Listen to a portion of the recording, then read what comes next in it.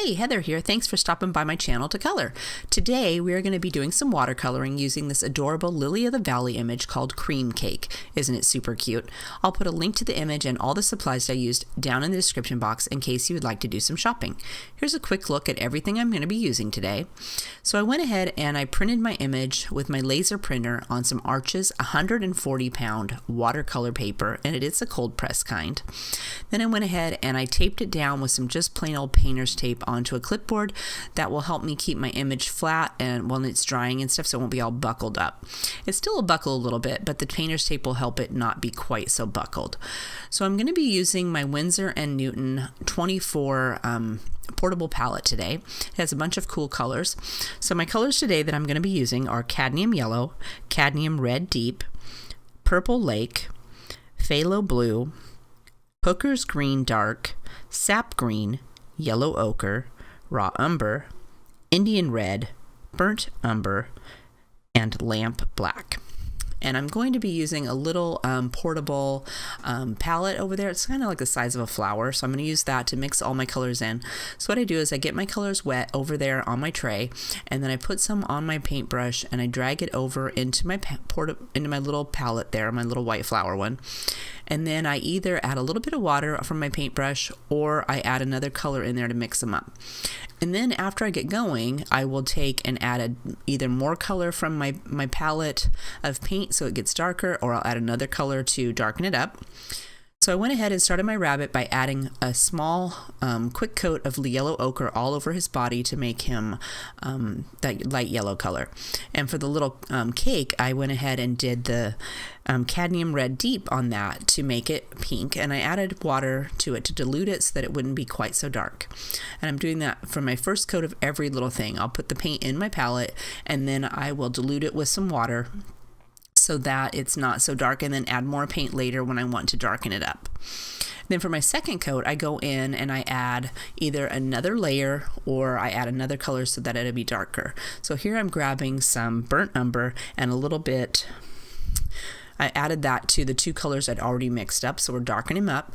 And then when his face, up there towards his nose, I went ahead and I just used, I tried to keep it really soft up there. So after I add it in, I tend to rinse my brush off and then just get water on there and tap it around on there till I pull some of that paint away from the line so it's not quite so harsh. Here we're going to add a little bit more red to my cupcake, and this time I added just water along the edge there, and I'm dabbing the paint on there so the paint will run into that water and make it dark exactly where the water is. It won't go any further because that's the only further my water is on the piece of cake. So that's an easy way to do that if you want to keep your water or your paint in control, is to put just the water down when it's dry, and then it can only go where it's at. Here we're adding a little bit more of our brown, and I think I added a little bit of my I don't think I added black yet. I just added more of my burnt umber or my raw umber in there to darken it up. And I'm just going to do that the whole time. I'm going to keep going back and forth and adding colors, but you want to go ahead and skip around so that you're not in one place. You don't want to do painting, like if the cake was still wet, I wouldn't be working on the wagon because it would bleed into my cake, and vice versa. Here I decided I want to add more colors to my rabbit, so I'm going to just grab my heat tool and I'm going to dry that. And I heard a tip the other day that I tried out. It's where you heat from the middle out, and that they said it was supposed to keep the paint from buckling so much. It dries it more evenly, I guess, and so it won't be so warped. So I did try it on this and I thought it worked out pretty good, but then I didn't get this one really soaking wet, so I'm gonna have to try it on another one and see how that works out. But it's something to keep in mind when you're drying, is to dry it in the middle and then work your way towards the edges, and maybe that will help you with some of the warping, because I didn't see much when I got done with this. Here I'm adding a little bit more paint to my cake because it was looking a little pitiful, and then I'm coming in and darkening up my rabbit, and it's just layers. You let it dry, you come back, you add some more layers on there, and you just keep going until you get it like you like. Here I'm going ahead, I rinse my brush off, and I'm just using some water to edge out his face there so that it's nice and smooth. I'm going to color his nose black. And I just used straight paint for that because I want it to be really dark. So I went ahead and just used the black. Here I'm adding a little bit I couldn't decide what color I wanted my frosting to be. The rabbit's already brown and the wagon's already brown, so I kind of mixed up a couple of colors in there just to get it a different brown color so that it would be chocolate frosting. I did it all backwards. Usually when I do a card, I pick the paper first and then I pick the colors to match it. But because this is all one card, it's just going to be just the rabbit. That's it. There's no pattern paper. It was really hard for me to decide what color to color everything because I had nothing to go on. And if you're like me, I tend to be a little crazy and pick the most outrageous colors possible, and they don't match anything or look good together. So for me, I have to be really careful and decide what I'm going to be doing. There I colored his fur on his stomach a light gray. So what I did is I took my black over to my palette and then I added a bunch of water so it was really diluted, and all you got was a tiny, tiny bit of that black in there that made it nice and gray. For the wheels, I went ahead and just painted them black, and I probably should have grabbed a little bit smaller paintbrush because I didn't get the wheels all the way covered in because the paper is bumpy, but I'm just going to leave it that way because the whole thing is it's supposed to be nice and whimsical. It doesn't have to be perfect. This is watercoloring. I think it looks really cool when it's not all the way colored in anyway. I'm okay with it. Here we're darkening up our frosting. I'm just adding another coat, and I think I probably just put more paint in there to darken it up. We'll darken up the edges of our wagon because it's looking kind of sad there. It needs a little bit more shadows. I forgot his tail completely, so I'm adding a little gray to his tail.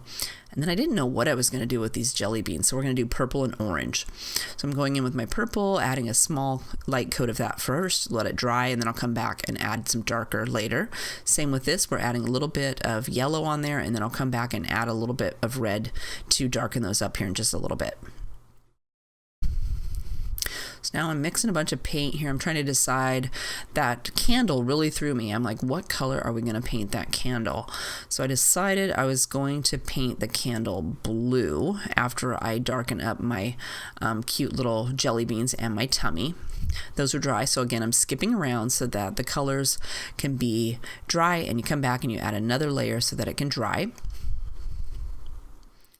Just darkening up. I'm really just fiddling with the colors in my palette over there because I really don't know what I want to use, and I didn't swatch these out, so I haven't taken the time to take each little color and swatch them and mix them with other colors to see what you get. There I was giving a quick dry so I can come in and add another layer to my jelly beans. Now I'm taking my water off my brush and I'm just wiping it around on my background, and then I'm going to come in and add some blue.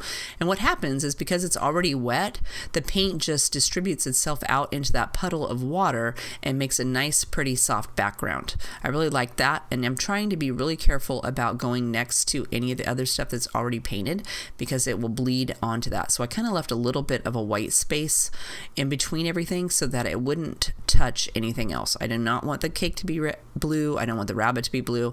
So just try to be really careful about that. And I let the water do all the work and spread out the paint for me. Now I'm getting this side of my cupcake all nice and wet.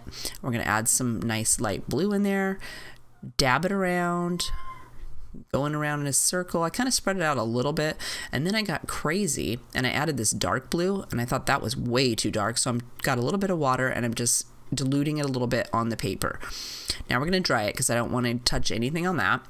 Just give it a quick dry, middle to the outside. Remember, that will help your paper from getting all bent. And then I'm adding some yellow ochre to my string so we have something to pull it on. Then I'm going to get my paintbrush wet. We're going to darken up some of those shadows on our frosting. And that middle layer, it's definitely going to need to be darker. Maybe the inside of our wagon and along the edges, so that'll be darker. Then I'm going to go ahead and get the bottom wet, and then we're going to add some green to that so that it will be nice and grassy. But the color I mixed was more of a brownish mud color, so I decided that really wasn't going to work after I got all done. And I mixed a little bit of my sap green with my Hooker's Green Dark so that we could kind of fix that up because it's just definitely needs to be grass. I didn't want it to be mud. I'm coming back in with another layer of paint and darkening up some of those spots along the edge there. It needs to be darker underneath of his foot and then underneath the wagon. And before I add more, I'm going to go ahead and dry that real quick. We don't want it to be wet when we come back with our second coat. Now I'm definitely going to add a bunch more paint underneath of my wagon. I want it to be really dark under there because it's going to be all shadowed. And then under his foot that's touching the ground. quick swipe of color, and I tried to do a little bit of detail work there at the top with the grass because there's some printed grass, so I just kind of swiped over it. And then I used my black here, and I got way too much on there, so I'm just wiping a bunch of that off and kind of spreading it out and letting it take space there. Now we're going to add a little bit more pink to our rabbit's ear, and I'm going to do something here with my wagon. We're going to darken that up, and I'm going to splash a little bit of color onto my cake. And then I'm going to finish it up with another quick dry. You want it to be completely dry before you remove all the tape, so I dried it all the way. And then when I go to take my tape off, I just peel it away from my image. So you want to make sure it's dry so you don't rip the paper, and then just peel it completely away from the edges there, and you'll be good to go. I'm just going to go ahead and do a quick fold, and I should have went and found my bone folder, but I cheated and just used the edge of the paintbrush. So there is the finished card. If you would like to see more details and close-up photos, head over to the store blog, and I'll put a link to that down in the description box in case you'd like to head over there and see that. If you enjoyed the video, don't forget to give it a thumbs up and subscribe to my channel if you haven't already. Right about now, you'll be seeing a screen that will show you a couple more videos I thought you might be interested in. If you are, just click on either of those and it will take you straight to the video and you can check it out. If you have any questions, leave me a comment down below and I'll make sure to get back to you. Otherwise, I hope you're having a fabulous week, and I'll see you next time. Bye-bye.